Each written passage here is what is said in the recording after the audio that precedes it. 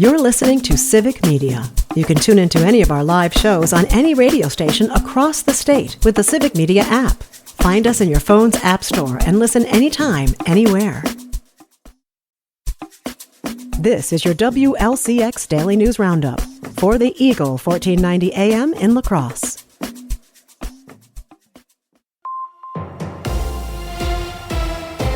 For 1490 WLCX, I'm Jimmy Kuska. Legislative Republicans and Governor Tony Evers have ended negotiations on the state budget. With more, here's Civic Media's Savannah Tomei-Olson. Republicans are now officially crafting their own budget after walking out on negotiations with Governor Tony Evers. They've been in talks trying to come to an agreement on tax cuts, a priority for Republicans, and funding things like schools, child care centers, and universities, a priority for the governor. Republican State Senator Mark Bourne, co-chair of the Joint Finance Committee. Unfortunately, those conversations have stopped. The spending really that the governor needs is just more than the state can afford, and it was getting to the point where it was about 3-1 compared to the tax cuts that we were looking at. Wisconsin currently has a record $4.5 billion or so surplus, according to the nonpartisan Wisconsin Policy Forum. Republicans have the majority, so now this budget is essentially in their hands. Democratic State Senator Kelda Roys. We're going to see a budget that does very little to lower costs for working families. I think we're going to see a budget that fails our kids. We're going to see a budget that refuses to invest in our public universities at a really critical time.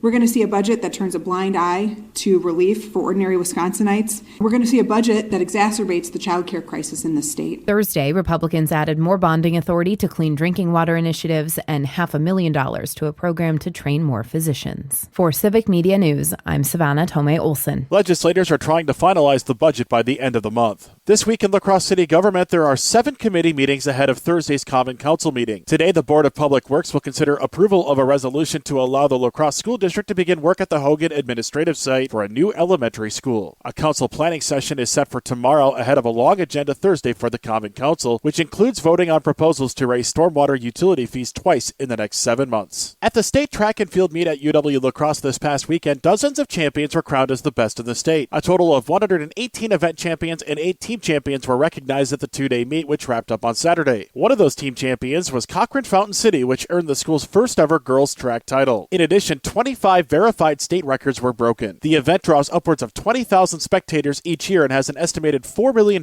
impact on the La Crosse area. It's a perfect sweep. For the second straight year, UW La Crosse is taking home all 3 of the All Sports Awards given out by the WIAC. In women's sports, UWL took home its second straight top honor and 10th overall. In men's sports, it's the 6th straight year with top honors and 25th overall. The combined award for men and women's sports also went to the Eagles for the 6th straight year and 12th time overall. The next closest school to La Crosse was Whitewater. You can see the sport-by-sport breakdown on the WIAC website. 98 schools across Wisconsin received a DPI honor for achievement, progress, or impact for last school year. The schools of recognition include Arcadia Middle School, Independence Elementary School, and Waniwak Center Junior High School. Schools eligible for the recognition must be receiving Title I federal funding, meet or exceed expectations on the school report card, and meet or exceed 95% test participation among all students. You can see the full list of schools receiving recognition on the DPI website. Legislative Republicans and Governor Tony Evers have ended negotiations on the state budget. With more,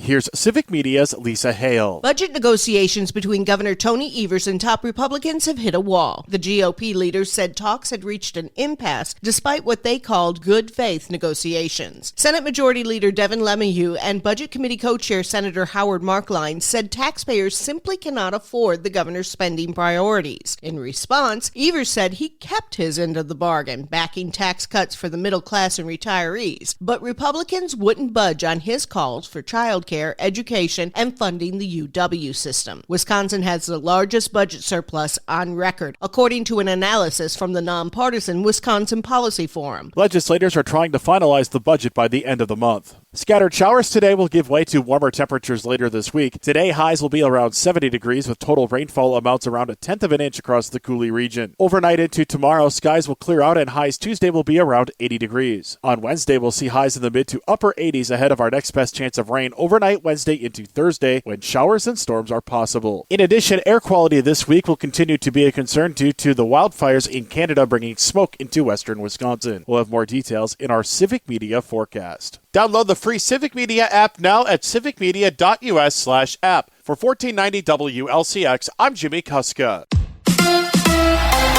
The Packers released Jair. Hi, I'm Mike Clemens with Sports. NFL, the Green Bay Packers have decided to part ways with Jair Alexander. ESPN reporting the 28-year-old defensive back was prepared to report to the team's minicamp tomorrow. Jair Alexander has missed over half the games the past 2 seasons due to injury. Baseball tonight. The Brewers opening a 3-game series at home against the Atlanta Braves. Veteran lefty Chris Sale on the mound for the Braves against Milwaukee's right-hander Aaron Savalier. The Brewers losing 1-0 yesterday to the Padres.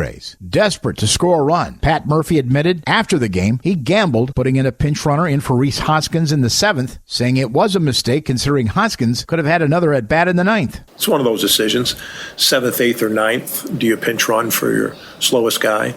It backfired today. It wasn't the right call today, that's for sure. NBA Finals, the Pacers losing to the Thunder 123-107. Game 3 in Indianapolis Wednesday night. With Sports, I'm Mike Clemens.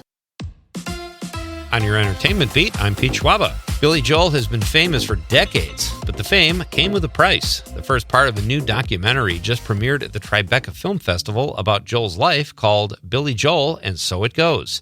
The documentary is chock full of salacious details about his life, like the fact that Joel attempted suicide twice after having an affair with his best friend's wife. In the 1960s, Joel was in a band called Attila with his best friend John Small and moved in with Small, his wife Elizabeth, and their son. Joel said the relationship with Small's wife Elizabeth was a slow courtship, but eventually he had to tell his friend that he was in love with his wife. The friend was not happy and punched Joel in the face and sent him looking for a new place to live. Joel ended up connecting with Elizabeth a few years later and marrying her. The marriage lasted from 1973 to 1982. All great couples have an interesting story about how they met. Starting July 1st, you can take even more time getting to your seat at the movies. That is, if you're going to AMC theaters. The Hollywood Reporter says commercials will start playing before movies, along with coming attractions. The theater chain set up a deal with National Cinemedia. With commercials, the Dolby Surround Sound ads, theater etiquette ads, and previews, you actually have time to watch another movie on your phone before your featured attraction starts. But use headphones, please. Otherwise, it would be rude. Sydney Sweeney has been in the news quite a bit lately. She's now part of a new thriller, and not the kind that involves her selling her bathwater. She and Julianne Moore have teamed up in a new thriller called Echo Valley. Moore plays a divorced single mom raising her daughter, played by Sweeney, who is running with the wrong crowd and has a drug problem, which causes her and her mom to go broke. Might have to use some of that soap money. The film is directed by BAFTA winner Michael Pierce and drops on Apple TV June 13th. Not sure if Steve Carell has big feet, but his shoes will be tough to fill. No one knows that more than Domhnall Gleeson, who will play the boss on a new spin-off of NBC's The Office. The Paper will feature the same documentary film crew from The Office, even though it was never really featured, as they record the daily happenings of a dying local newspaper, and it will be brought to you by the same team that brought you the American version of The Office. Gleason, the son of actor Brendan Gleeson, knows the challenges he faces. The actor said he recently received encouraging words from Carell's Office co-star John Krasinski, who reassured the actor that he was in great hands with executive producer Greg Daniels. Daniels successfully rebooted Ricky Gervais and Stephen Merchant's show of the same title from the UK. Although the title is different, the challenges faced in The Paper are the same faced by those who ran a fictitious paper company. There is no release date yet, but The Paper will premiere in September on Peacock. For more showbiz fun, tune into Nightlight with me, Pete Schwaba, weeknights from 6 to 8 p.m. on the Civic Media Radio Network. Mostly cloudy with scattered showers and thunder showers possible today, and a high in the mid to upper 60s this afternoon. Tonight, an isolated shower, thunder shower possible, low in the low 50s. Tomorrow will be sunny and warmer with a high tomorrow in the upper 70s. I'm meteorologist Sean Cable. Outside now, it's 53. That's your WLCX Daily News Roundup from Civic Media. Subscribe to this podcast on Spotify, Apple, or wherever you find your podcasts. Find more news at lacrosseeagle.com. The national news cycle never stops, but it can be hard to find news about your local community. Civic Media is dedicated to providing quality local and state news coverage across Wisconsin. With the Civic Media app, you can get notifications about local stories that matter to you and your community. Find the free Civic Media app in your phone's app store and choose notifications from the menu to tell us what kind of news you want to hear about.